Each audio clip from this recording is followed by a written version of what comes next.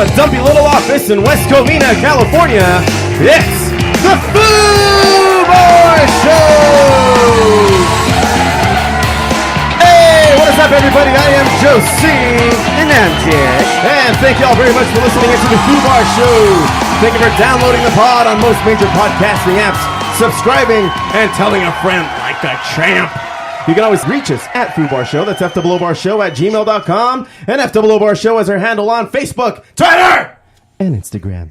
Check us out. Drop us a line and we'll foo it up like a couple of foos. Ain't that right, Foo? Boo. Yeah. All right. Well, on tap, everybody, we have Top Shelf Shake, 2/3 of Top Shelf Shake, Mr. Aaron Zuniga, and Zach. Zach, what's your last name? Graham. Yeah, it is. Like the cracker. Yeah, it is. Which is interesting because you're not one. No, No, he's not. cracker. Far from it. Half, not far from it. Halfway. There you go. You're, fair snack, enough. you're tasty like a cracker, though. Caramel mocha. Sexy motherfucker. Says all the girls s'more. in Colorado. You're a s'more. Two great tastes that taste great Yeah, together. I'll say he's Can a I curse snack. on this show? My bad, dude. Can I curse or? Yeah, Oh, go for it, yeah, man. yeah, Fuck yeah. it. Well, fuck yeah. All right. Well, shit, man. So we've already had Aaron on once. Yes. That was a fun show. We was. you know, what the fuck did we talk about? We were pretty Stuff, porn porn music and music and music. playing how fun it would be to play Seinfeld Trivia Game. Yeah, Oh, which yeah. we'll be doing later on in the pod. So Zach, excited. we learned a little bit about Aaron last time. Let's talk about you, man. Where'd you grow up? Where'd you come from? All right. Well, I was born and raised partially out in Victorville. Yeah. Victimville. And I've been living in Ontario for the past 20 years or so. Shout out Ontario. Woo. Fuck yeah, south of 60 where we stay. Right, man. Right by the cows and shit, you know. Cow shit. Yeah, cow shit. I smell it every morning. And airport planes going overhead and cows. It's great. I love it. Sounds like the life, Ontario. man. Do you do any plane watching? From time to time? I do plane listening. That's how I get to sleep at night. Okay. I can't sleep unless like a plane's flying overhead. You wouldn't be able to move out. Oh well, I'm about to move to Corona in like 2 Oh, weeks or shit. so. So Okay. Oh, unfortunately, so more cow shit. yeah, more cow shit, There you less go. planes. Yeah, all right. I don't think you're gonna be able to sleep without all that plane noise. Right? Yeah. Yeah. It's like when I first moved out here from Highland Park. I got so used to the ghetto birds that when they went away, I just couldn't sleep anymore. Yeah, man. I came from La Puente, so there's just a bunch of like M80s just blowing up every day. Nice. Or It's is not it even an M80? Probably, or it's probably a gun. It's Yeah. likely a gun. That's more 50-50. likely the case. I would Yeah. imagine. Right? Yeah, The for ghetto sure. will never know. So I didn't even ask you this, Aaron. The last time you were on, what were your favorite bands growing up? What are your influences? I mean, I'm super influenced by the Beatles. They're probably my favorite Yeah, man. default band. But I take a lot of influence from Blink-182. All right. Tom is like one of my Tom DeLonge is one of my favorite songwriters of probably all time. Yeah. I actually love some really old stuff like some Frank Sinatra and some Nat King Cole type of stuff. So I get a lot of different influences from different eras of music. The further back I can get, the better. Honestly. Right on. What about you, Zach? What do you like? You know, I'm similar in that I have my roots are old school. You know, because I grew up listening to my mom's record collection, so it was all Michael Jackson, Stevie Wonder, Earth, Wind and Fire. Oh, nice. A lot of fucking what is it? Three Dog Night actually is a big one. Oh, yeah? Three Dog Night are dope. I love those guys. Nice. Dope. But and then when I started listening to my own music, it was more of a I don't know. I got into like the Tool stuff. Fucking Sublime is a huge influence. Sure. On my play style. I learned how to play bass. Yeah, Sublime. totally. But all kinds of stuff, man. A little bit of everything. How long have you been playing the bass? About 8 years now. Okay. Yeah. Right on. Did you really go back to like the Motown like feel and sound? as, No, like, an no, not influence, really, or no. When I was- mostly like He has the wall of sound just fucking. Yeah, I mean, I listened to that stuff growing up, but like Okay. when I learned how to play the bass, when I taught myself, I was listening to mainly Sublime Oh, okay, yeah. and Rage Against the Machine. Oh, Oh, okay. yeah. Well, Nice. So Yeah. I know huh? how to play like every Sublime song and every Rage Against the Machine song. Oh, sick. Me and you Damn. need to get Just together about. and Yeah, dude. Yeah. Jam it out. Tom Morello's my favorite guitarist of Oh. all time. Timmy Yeah. C is one of my favorite bassists. I mean, he's just fun to watch, man. He's great. Yeah. He has great totally. tattoos. I love his tattoos. Yeah, they've been evolving throughout the years, isn't it? Yeah, just a it's- black.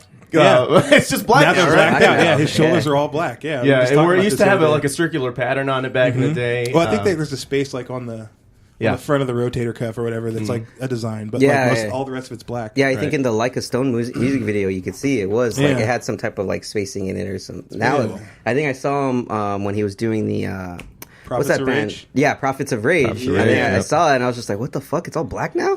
So I thought he just got a regrettable name or something. Fuck it. One of my favorite Timmy C moments is when he climbed the structure at the MTV Movie Awards. When Limp Bizkit won the award. Oh, my God. And he just went batshit crazy. He just thought it was a like, madman up on the... he's like he went up on the scaffolding and just started shaking. And he's a big guy. So like that shit was just shaking back and forth. I guess in protest of like, what the fuck? Like, why'd Limp Bizkit win over us? Like, it's not even about the music anymore. What's funny is I listened to Limp Bizkit back in the day, but now I see like several Vice articles that are just like, it's a tragedy that Limp Bizkit became popular. Like, that's a dark mark in American history. It's like the fact that Limp Bizkit was popular enough to tour and make a lot of money. But I'm not hating. Whatever, fuck it. Yeah, make your money. I guess do exactly. what you gotta do. Make that not everyone's gonna like your music, and fuck it. If you can make money that way, who cares, man? So, what do you guys like these days? Who do you like these days?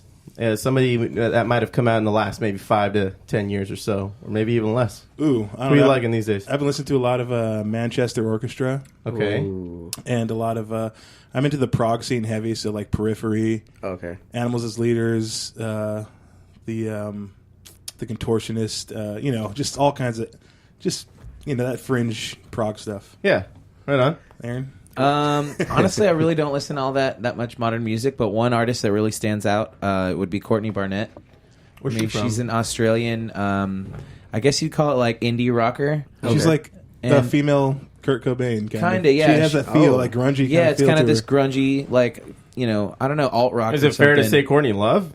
No, she's better than Courtney. Better than Love. Courtney. So much better. Yeah. But yeah, she's from Australia, and she's really cool. I heard her stuff on what's it called, Claremont College Radio, and just kind of a few times different, like few different radio stations. I heard her or radio shows, so I looked her up, and she ended up being from Australia and stuff. And so she came here, and I saw her. I was lucky enough to catch her at the Glass House. So my friend calls me in like super last minute. Hey, Courtney Barnett's at the Glass House. Come down.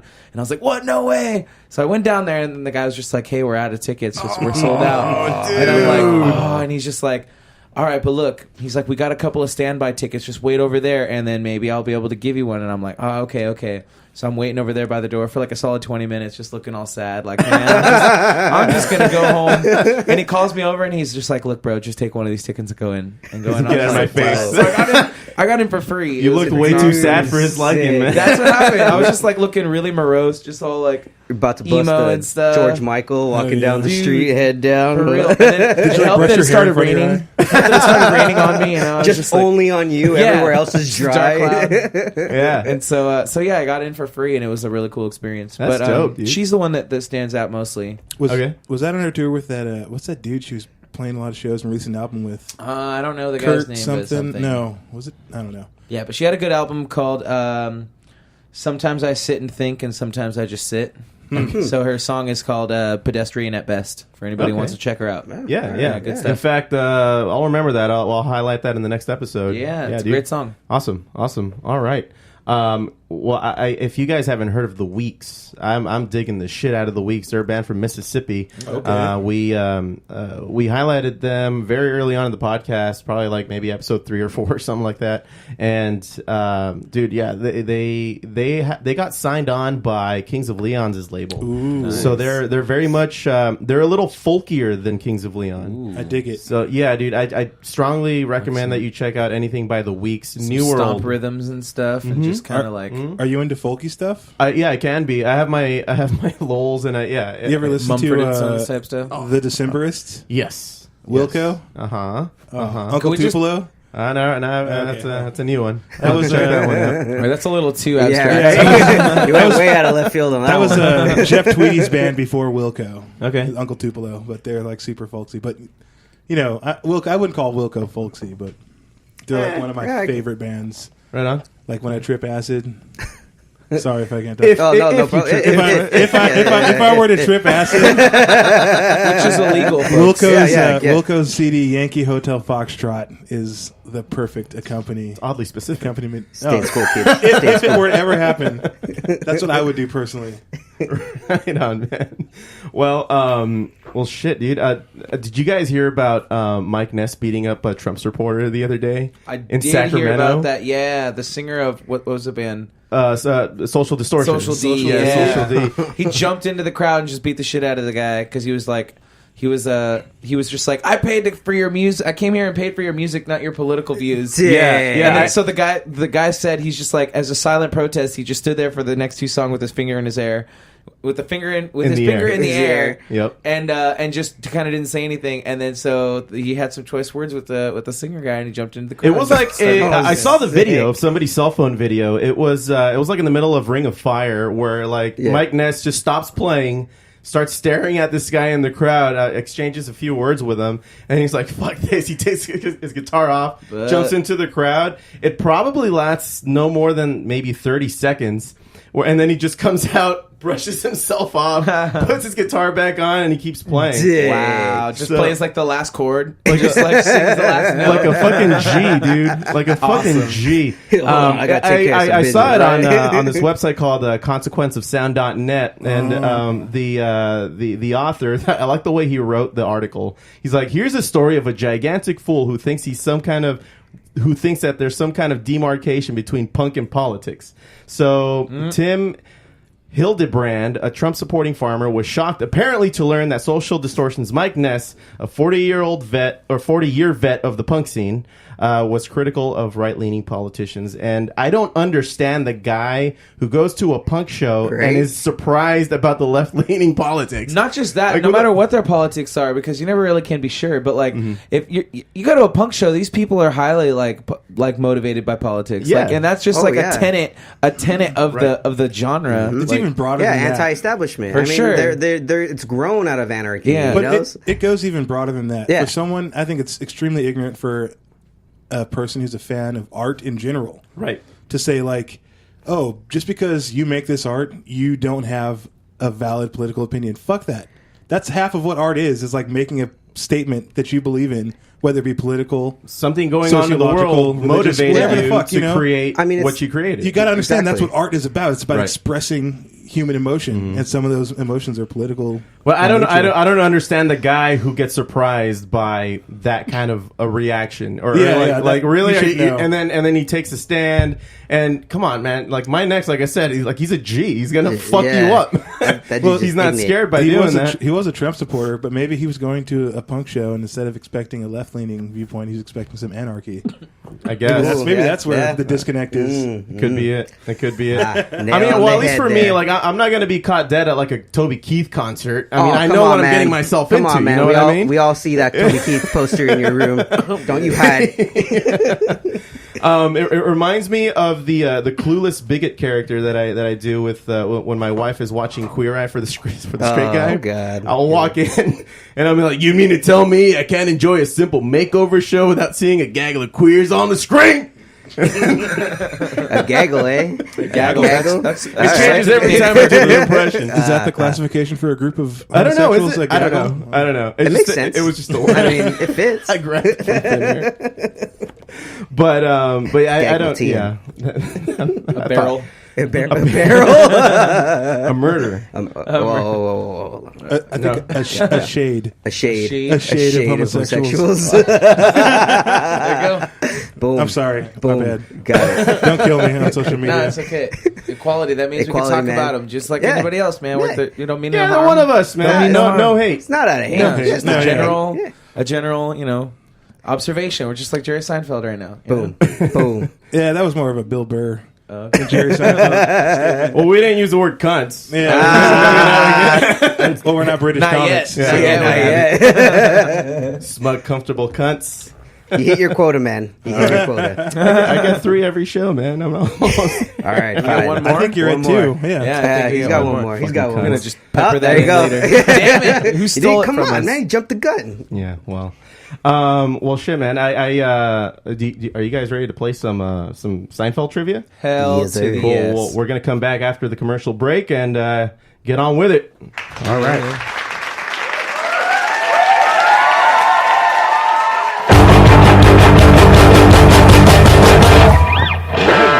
Hey, podcast listeners, Joe C here. Are you digging all the music talk and want to see what my band